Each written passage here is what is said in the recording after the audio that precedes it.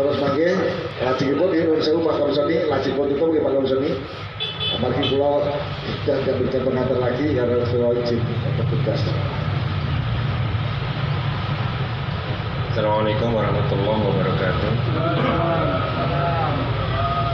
Liridhoillah ta'ala wa bisyafaati Rasulillah sallallahu alaihi wasallam wa bi karamati awliya walil musannif hadzal kitabah Sholih Darat wali masyayikhina Romoyai Zuhri Al-Amin wali jami'i ahlina wali jami'i ahlil kuburina syai'un lillahi lana wa lahumul fatihah. A'udzubillahi minasyaitonir rajim. Bismillahirrahmanirrahim. Alhamdulillahi rabbil alamin. Arrahmanir rahim. Maliki yaumiddin. Iyyaka na'budu wa iyyaka nasta'in. Ihdinas siratal mustaqim. Siratal ladzina an'amta 'alaihim ghairil maghdubi 'alaihim waladdallin. Amin. Halaman 38 J. 38 faslun. Leres nggih Yasin. 38 faslun. Qala al-musannif rahimahullahu ta'ala wa nafa'na bihi wa bi'ulumihi fit dharaini. Amin. Bismillahirrahmanirrahim. Wajib atas wong kang lakoni maksiat gede utawa cilik arep tobat kelawan sak hak-hake tobat. Lan wis angendika para ulama kang ahlus sunnah ora dadi kufur wong mukmin sebab nglakoni dosa gede selagi nek isih nekotaken dosane sulaya kersane. Kalau meyakini bahwa dosa yang dilakukan itu sebagai dosa karena kesalahan-kesalahan perilaku kita, itu tidak dikatakan kafir. Itu kalau menurut ulama ahlus sunnah. Nanging kalau ulama ahlul mu'tazilah, wong ahlul mu'tazilah setuhune wong mukmin iku dadi kufur sebab nglakoni dosa gedhe krana ningali dawuhe Kanjeng Rasulullah sallallahu alaihi wasallam, la yazni zani hina yazni wa huwa mu'minun. Tegese ora zina wong kang zina nalikane nglakoni zina iku kaya persifatan iman. Ora tegese ilang imane harame zina krana lamun isih ngimanaken harame zina yekti ora gelem nglakoni zina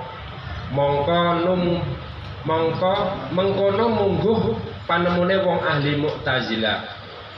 Anapun wong ahli sunnah maka den takwili iku hadis tegese ora zina wong kang zina nalikane nglakoni zina iku kaya persifatan iman sempurna.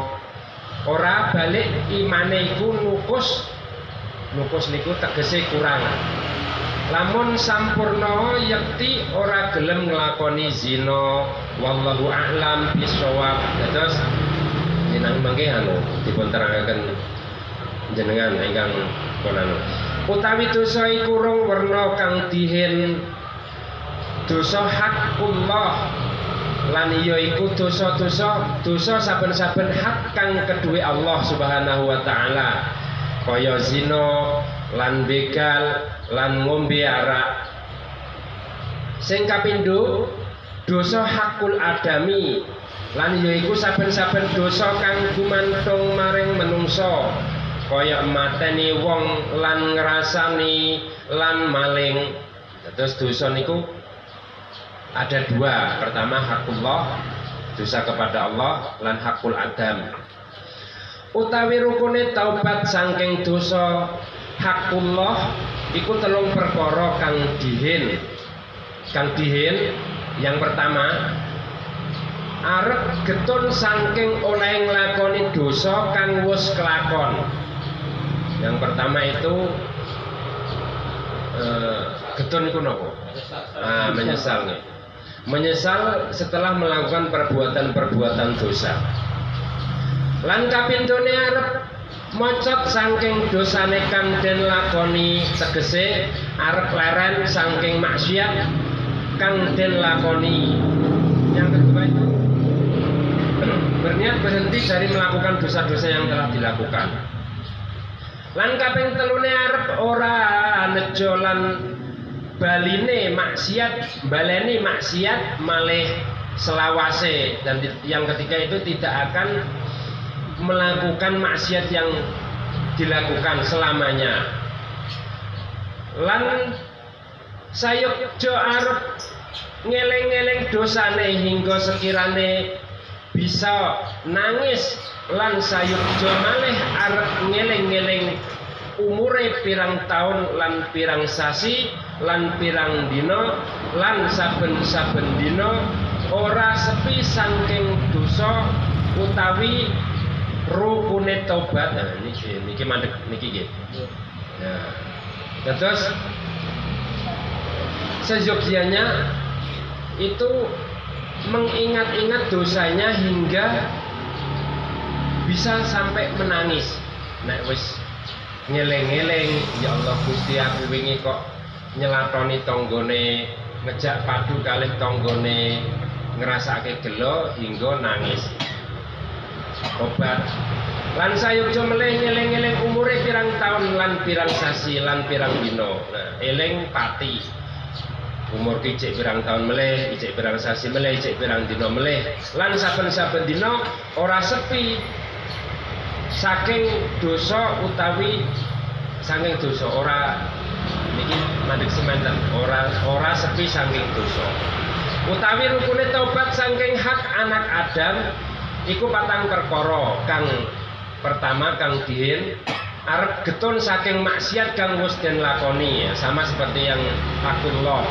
Lan kapindhone arep mocot saking maksiat kang den lakoni, lan niki juga sama dengan hakullah, tidak mengulangi lagi. Dan ketiganya lan kaping telune arep ora nejo baleni maring maksiat malih, sama. Lan kaping pate niki sing hakul Adam niku arep njaluk halale maring wong kang duwe hak kaya njaluk halal maring wong den rasani. Nah, bar ngrasani njaluk maaf, njaluk ngapura. Pak Ujang kula mau bantu ngrasani jenengan. Nuwun ngapura nggih. Nek Pak Ujang sudah ngapura nggih, insyaallah sampun halal. Nek ora ngapura ya muga-muga sesuk ngapura. Lan wong kang den maling, lan wong kang den gosok artane, lan lamun tobat saking murtad maka wajib arep ucap asyhadu alla ilaha illallah wa asyhadu anna muhammadar rasulullah. Niki bab, nah niki bab murtad nggih, sampun benten melih nggih. Lan lamun tobat saking murtad maka wajib arep ngucap asyhadu alla ilaha illallah wa asyhadu anna muhammadar rasulullah. Lan bejo lebaran saking iktikad utawa kelakuan kang wis den lakoni. Lan lamun tobat saking tinggal salat maka wajib enggal-enggal gawe kodone salat utawa endi-endi barang kang fardu, utawi hukume wong kang murtad utawa wong kang tinggal salat iku den purih taubat. Lamun ora gelem taubat maka wajib ing ngatasé ratu syariat arep mateni ing wong iku. Nah niki wonten ing hukum nakten Indonesia wonten semacam itu. Utawi wernane dosa iku rong werna sawiji bangsa dhahir lan ya iku dosa kang wis kasebut ngarep saking lakune jasmani, lan kapindhone bangsa batin. Dosa yang kedua yang bangsa batin lan iya iku dosa saking lakune ati ruhani. Maka iku akeh setengah dosa kang bangsa batin iku kaya takabur. drengki lan ngunek-ngunekke lan ngunek-ngunek diunek-unek batin unek-unek Allah lan susah nalikane kenang bilahi ya, merasa susah ketika kena bilahi lan mutusaken rahmate rahmate Allah putus asa ini kan amalan-amalan hati lan ngadu-ngadu wong Islam supaya dadi satron adu domba lan ujub merasa bisa melakukan kebaikan merasa gumedhe ning ati ya penyakit-penyakit hati ing amale lan sum'ah niku ingin tenar ingin dipuji orang tegese ngerungok akan kebagusan maring wong supaya den puji lan sengit ing hukume Allah lan riya ing dalam amale lan bungah nalikane kepuji ketika dipuji merasa seneng lan susah nalikane den celo nek dina niku merasa susah kelawan alane lan sengit mati lan ngino-ngino lan sengit mati benci akan kematian lan ngino-ngino nalikane ningali wong kang ino lan ngumbar nafsune lan liyane mengkono kaya ingkang kasebut ing dalam kitab Munjiat Tarjamah Al-Ihya Ulumuddin maka ningalono to sira ing wernane maksiat kang bangsa batin lan tambane lan tombone lan setengah saking maksiat malih iku bungah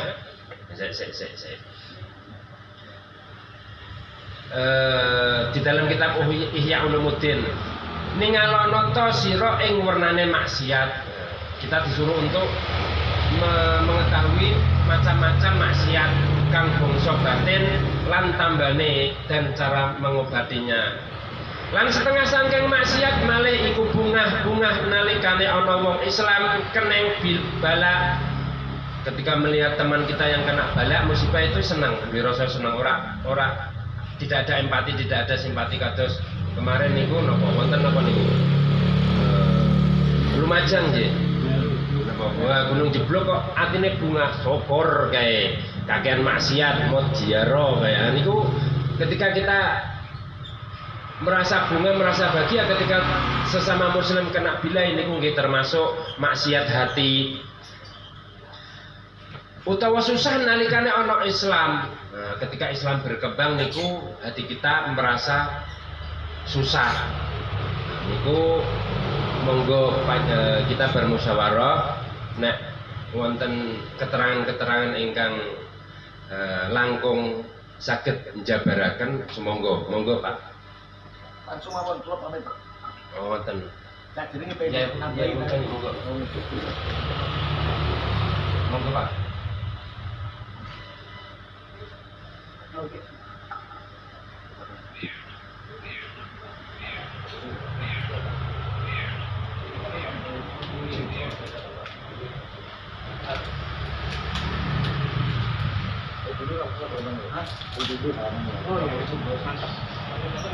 Sewu. Nggih.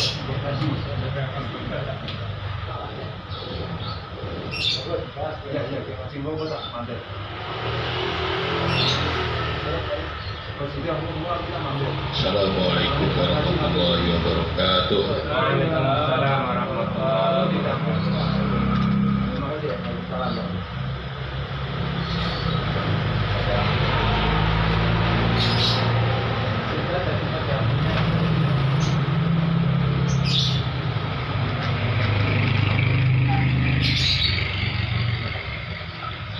Ini mau bertanya masalah dosa besar termasuk zina. Zina Dengan jangan zina. Zina.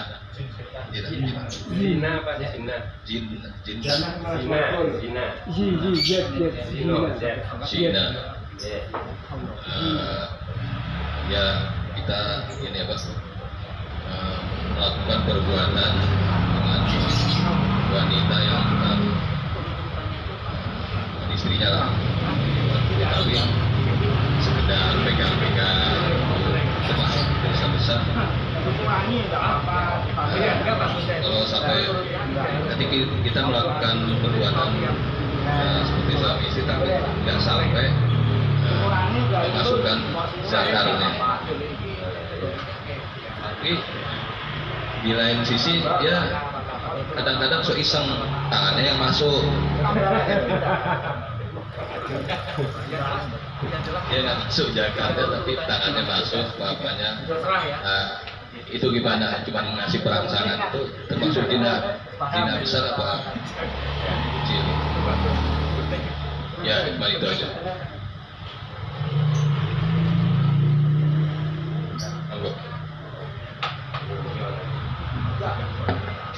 Monggo Pak, niki ada pertanyaan.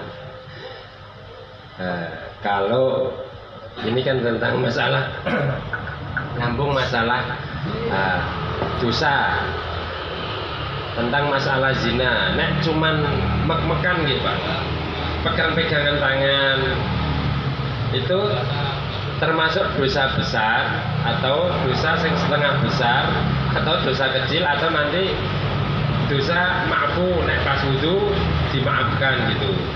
Monggo Pak. Pak Imam, monggo Pak Imam.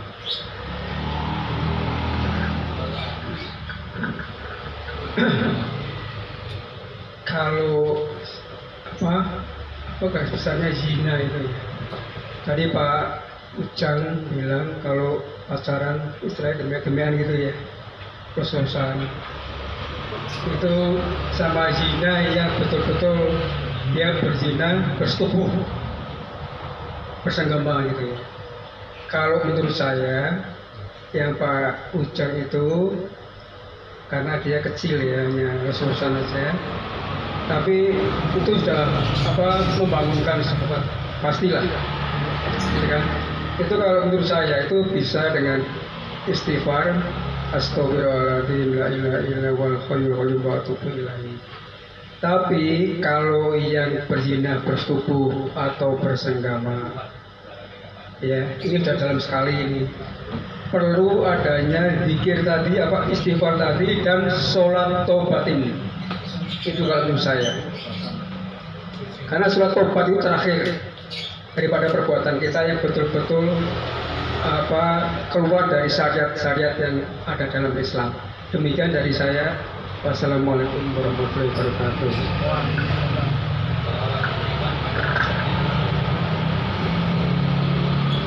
Depan Pak. Di wonten kiai. Pakai lewat dasar jangan mikir saya.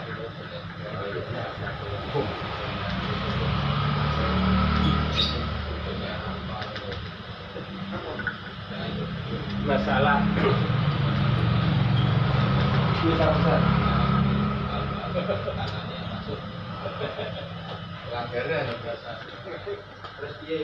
Hukumnya dosa besar apa dosa maksud?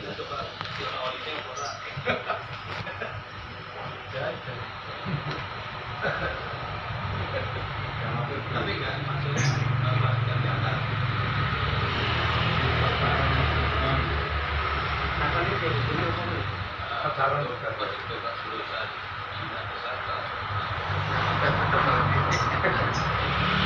Assalamualaikum warahmatullahi wabarakatuh. Saya kurang jelas. Tadi tanya kowe takon apa jang agek pacaran demuk-demukan ora mlebu sing mlebu dirijine tok ngono hukume piye? Nek aku sing tak masalahke sing takon kok, Mas.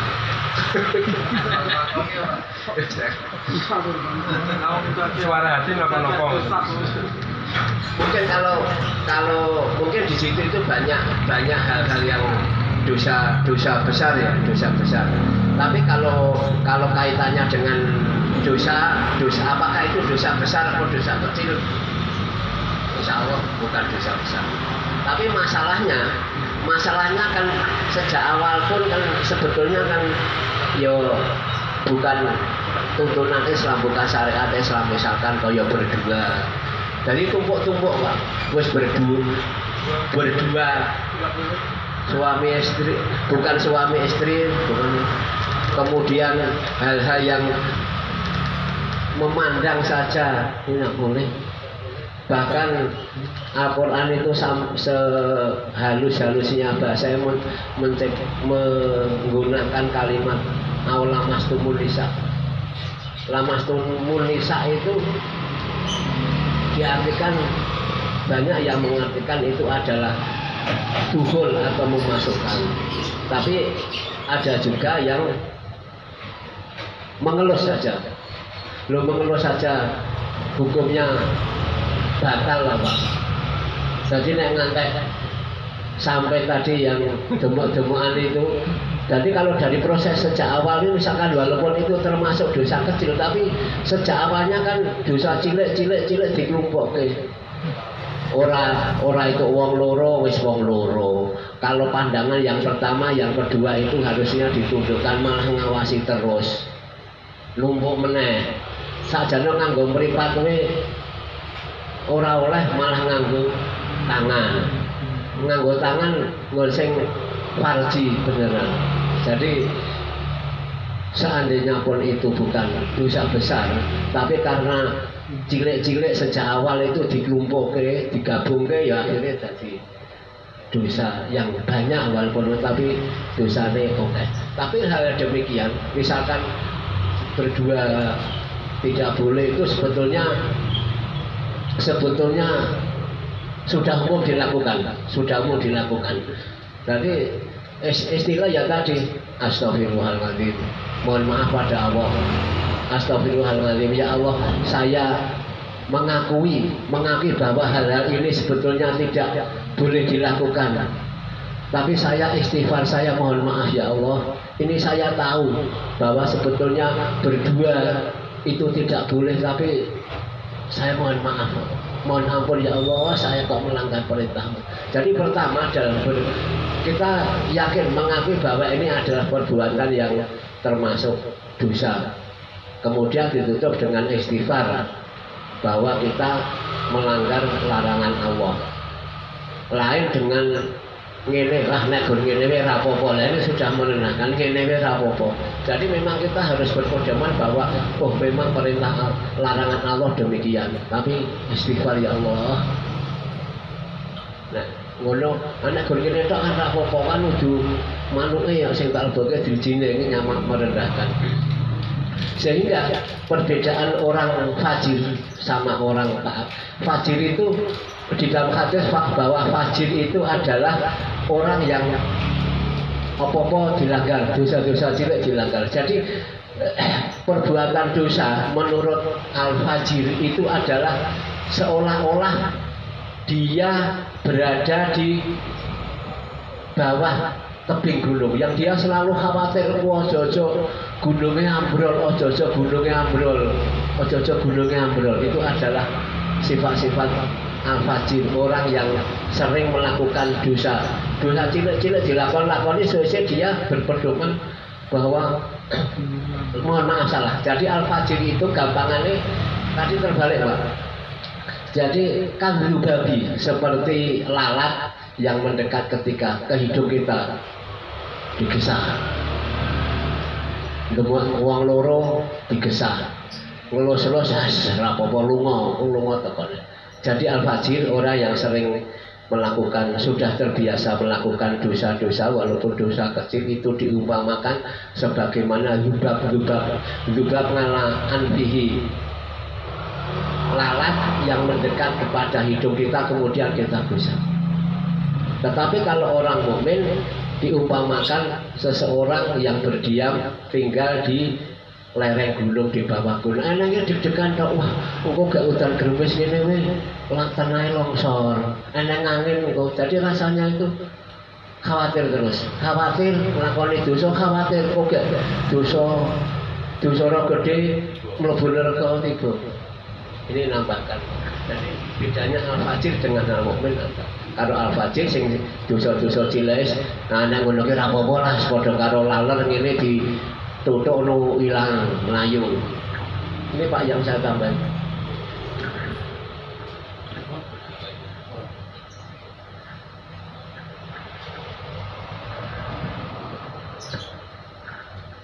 Alhamdulillah dapat pencerahan Pak Uja, Pak Riyadi, Pak Imam Riyadi.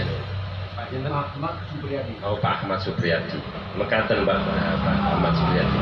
Ketika kita sudah terbiasa melakukan, sebenarnya itu tidak kena hukum rojam atau hukum jilid kalau sudah muhson seperti kita. Itu kalau melakukan zina, dakar masuk ke farji, itu kena hukum rojam. Rojam itu dibalangi sampai meninggal dunia. Walaupun itu tidak kena hukum-hukum seperti itu. Itu karena perbuatan-perbuatan maksiat akan menutup hati kita. Aslu kita kan belajar hikam juga ya. Aslu kulli maksiatin itabul hawa. Pangkal dari maksiat itu mengikuti hawa nafsu. Karena kita sering mengikuti hawa nafsu, bukan termasuk napa niku. Nah, dalam surat apa yang sering kita baca itu qad aflaha man tazakka wa dzakara isma rabbih fasholla. Jadi ketika kita sering melakukan maksiat, hati kita menjadi kotor, tidak bisa menjadi bersih. Mungkin hati kita kotor seperti yang dikatakan Yai Mukhtar, kita akan sering was-was, khawatir. Tidak pernah melakukan maksiat, hati kita akan tenang. Nggih, matur ning Gusti Allah nggih, radiyatan mardiyah, fadkhuli fi ibadi, akhirnya wadkhuli jannati ngoten nggih. Wallahu a'lam bishawab. Monggo ditutup ya.